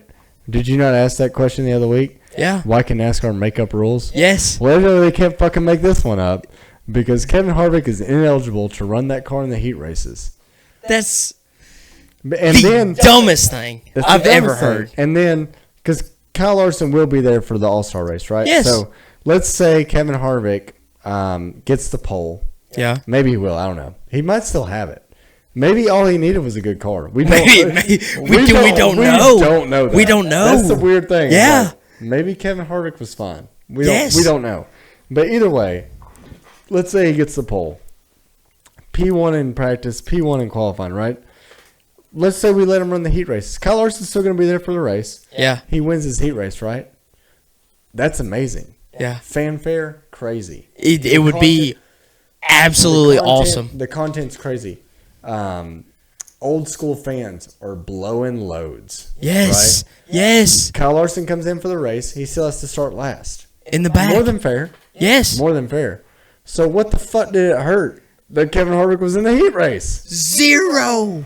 What are we doing? I don't know. What the fuck are we doing? That is. And I looked it up. I told Spencer this before the episode. I was like, I'm pretty sure he's not eligible. He's like, are you sure? And I was like, I think I saw it. I looked at Bob Pockris. And he's like, that is correct. Kevin Harvick is ineligible because he's not a full-time driver. Here's my thing. If you have ever won a championship or the All-Star race, you should be an automatic lock-in for the All-Star race. Yeah. Because, I'm sorry, but if Jeff Gordon wants to come back and run the All-Star race, give him a motherfucking spot in the race. Yes. Because Who cares? Who cares? It doesn't matter. Yeah. It doesn't matter. It doesn't. What's the worst thing that happens? More people watch? Oh, shit. Oh, shit. Yeah. What are we doing, Spencer? Yeah, I don't know what we're doing. What are we doing? How many rules do we bend? You tell me. We bend a lot. Right. We bend a lot. And it all... Hey. We're putting our foot down on the All-Star race. We're putting our foot down on the All-Star race. No. We bend enough rules every week, and I'm not going to point fingers, but it has to do with a lot with that 9 right there. We bend a lot of rules that literally mean so much more than an All-Star race. That has nothing to do with the championship. Zero.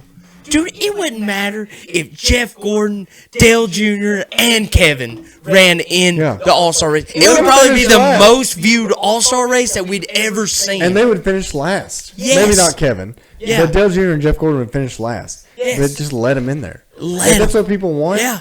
One race a year, let them have that. Yes. Let them finish last. Who gives a fuck? It doesn't matter. It doesn't. It doesn't matter. If those dudes want to put, if these sponsors and these teams want to put those guys in their cars, which they will. Yes, they will, because they bring in that money, which all that matters. I'm with you. Who cares? Who cares? Here's the other thing. We have Mike Joy in there, who's never ran a Cup car of any generation. Yeah. We have Clint Boyer. He should probably die. Who hardly.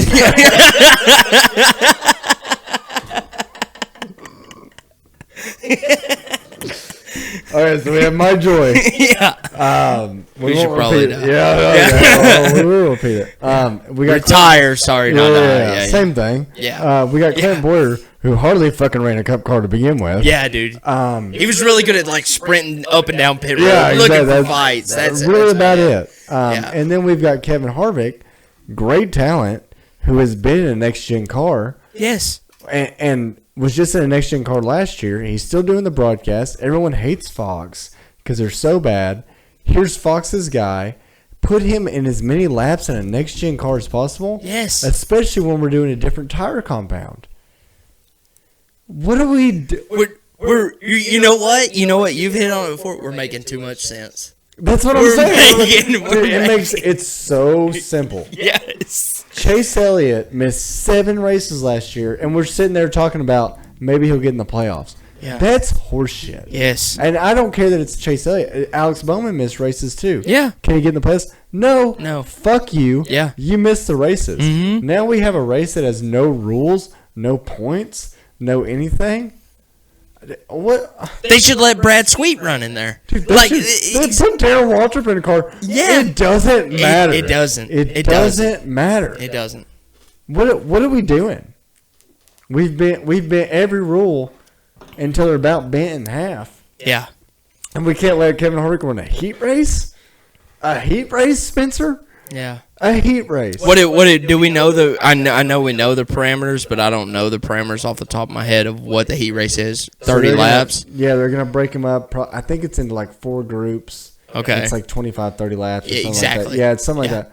And either way, that's nap time to Kevin. That's nap time to Kevin. But so what does it hurt, right? Yes. 0. Who's watching the heats? I can tell you who's going to watch the heat, and that's my boy Kevin Harvick right here. I'm going to be cheering him on in the 5 car. That's what I'm going to be doing. But he won't be there. He won't be in the heat. I know. Yeah. But I mean, but you would be more inclined to watch. 100%. I mean, and so would so many other people. Yes. It's like, oh my God, Kevin Harvick's racing. Let's see how he does against the Josh Berrys or the Noah Gregsons or the Alex Bowmans. I mean, let's see. Here's what would be even more exciting. Let's say you let Kevin Harvick in and he wins his heat race, and Kyle Larson gets off the plane and he hasn't ran a lap yet on the repave, and he's starting P1. Yeah. That interesting. Yes. Let's see how he does. Yes. Let's see how it's, because even a generational talent is gonna. His first lap is under green P1 on a tire that he's never been on. I mean, soft tire. Yeah. Let it happen. Yes. Why not? Yeah. I don't understand. And like you said, even though that car cannot qualify P1 at the same time, he's gonna have to finish last. It literally has nothing on any way the race would transpire. No, it doesn't matter, because realistically, like, they're not going to do it like I said, but like if you let Kevin run the heat race, Kyle Larson still has to start in the back because it's a new driver, right? Yes.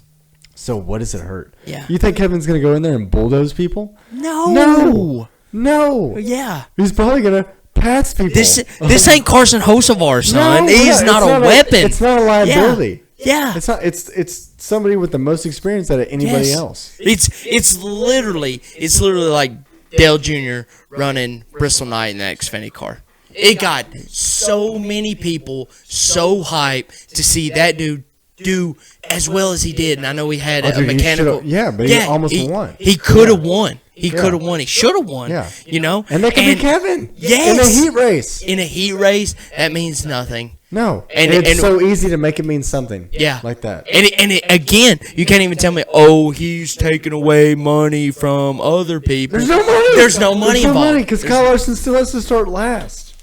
Yeah. And the seat's already in. He's already going to practice it. What's the difference between practice and qualifying? Nothing. Because now the qualifying doesn't matter because Kyle Larson's not going to be there for the heat race. Yeah. So just let him run the fucking heat race. Yeah. No. I'm irrationally mad about it. 100%. I'm irrationally mad about it. Yes. And we should be. We should be as NASCAR fans to not let this stuff slide. No, because it's once again it's inconsistent. You want to change every rule, and that's fine. If you want to make if your consistency is inconsistency. Right. That's confusing. That's a thing. If your consistency is inconsistency, then Kevin Harvick should be in this heat race. Yes. Yeah. It's not crazy. I'm with you. Why put your foot down now? Right. It doesn't make any sense. Yeah. It doesn't make any sense. Yeah. All right. I'm probably not going to sleep tonight. That's fine. All right. What is your favorite All-Star memory? And we'll close this out. My favorite All-Star memory is going to Bristol. I guess it was the first year they moved it there. Yeah. History. We were there for history. We were there for history. I got to stay in your parents' RV. Mm-hmm. It was absolutely fantastic. I drank a lot of Twisted Teas. Yeah, you gave my dad one. Yeah, I did. He was like, this is pretty good. Yeah, Jeff was excited about it. Yeah. And we played a lot of cornhole. And I proceeded to walk to the track in a very good mood. And we got to the race. Also, before I even say all that, are you skipping the in between part? Or? Yeah, I'm gonna. Okay. No, I vomited. Yeah. While speed walking. Yes, while we were running to the race is what it felt like. But no, before that, to really think about, like, that's one of those events. That was like the first live event I had been to, like, since COVID really started. Yeah, we had to wear masks. Yes, we had to wear masks. That's insane. It's wild to think about now. It is. And so when I see Snapchat memories of us in your truck, literally, they gave out Bristol masks at Food City. No, we had to buy them. I bought them. You bought no? Yeah. No, I bought one at Food City. I bought like 7 at Food City. Oh, okay, well, you maybe gave me one, but we had them at Food. I was waiting for you to pay me back. Checks in the mail. But yeah, so that was wild, the whole event. Yeah. And so we get there, we're having a blast, playing cornhole. We walk to the race. We get to the race, and there is underglows. It's Bristol night on the concrete. Absolutely amazing. Every guy had a underglow to match their car, which to me, I don't know why, but seeing that on NASCAR was so cool. It really was. Okay. That's an opinion. It is. Yeah, it is. I came from a town where underglows were I did too. I know. Okay. Underglows were everywhere. Something about seeing it on NASCAR, though, was different. Like, and again, I know I'm biased, but I saw Kevin was running a Busch Light scheme, and his underglow was like a baby blue. Yeah. And it was like, well, the Fords had blue, Toyota had red, and Chevy had amber. Yes. Yeah. So again, I don't know why, but I thought those underglows were super cool. No, it was cool. It was cool for what it was. It may have been the 15 Twisted Teas I had that the underglows were amazing. Yeah. But the race was awesome. To me, that was the best experience I had. North Wilkesboro has lived up to the hype, but God, there will never be nothing like a Bristol 2020. It was so cool. Yeah, I was gonna make that mine too. Chase won. Yeah, which sucked. You and Colby told the story of the Bristol sign afterwards. Where I mouthed off to that guy. Yeah, you did. Wearing a Corey LaJoy shirt. At the time. Just remember, it is 2024. It's 5 years. 4 years. 4 years. In 2020, this man right here was wearing a Corey LaJoy shirt. I will admit that I got burned. I thought he told me he was a good driver, and I believed him. Why wouldn't you? Why wouldn't you? But so one thing I remember from that race, so during the Open, which I feel like the Open is so underrated, but I feel like that's where the racing is. Mm-hmm. Bubba was racing Michael McDowell hard. Now this is when Bubba was in the 43 car, and this is right after all the Black Lives Matter stuff happened. And before that, dude, I'm telling you, Bubba was so popular. Oh yeah, and everyone's like, Bubba's that in Talladega. Yeah. They're like, Bubba's a shoe-in for the fan vote. Mm-hmm. Because I'm telling you, Bubba was popular. Yes. And then all that stuff happened, and he's racing Michael McDowell hard, and Michael McDowell right-reared him. Mm-hmm. Right-reared him hard. And everyone's like, ah! And probably us, too. Let's be honest. Be honest. We were one of them. Yeah. But the coolest part of that, so Bubba gets out, everybody's cheering, and they're like, yeah, fuck you. Yeah. But so Bubba, this is a very old school racer thing to do. He took his bumper off his car and dragged it and put it in front of the 34 hauler. Ooh, so that's an old school racer thing to do. Is you take your broken pieces and you take it to the other guy's trailer. And you're like, you can fucking take my shit home. That's so good. And they showed him on the big screen. Like, it was not talked about much, but he had a really good interview afterwards too, and we'll get into that. But Yeah, they showed him on the interview, and he's dragging his front bumper, and he laid it right in front of the 34 hauler. That's old school racing etiquette right there. So good. And then, so they interviewed him afterwards. You know, Michael McDowell's a big Christian guy. Whatever. He was like watching the replay. He's like, "Yeah, I just can't. I can't wait for the God-fearing text that he's going to send me, Mr. Nice Guy." What a joke.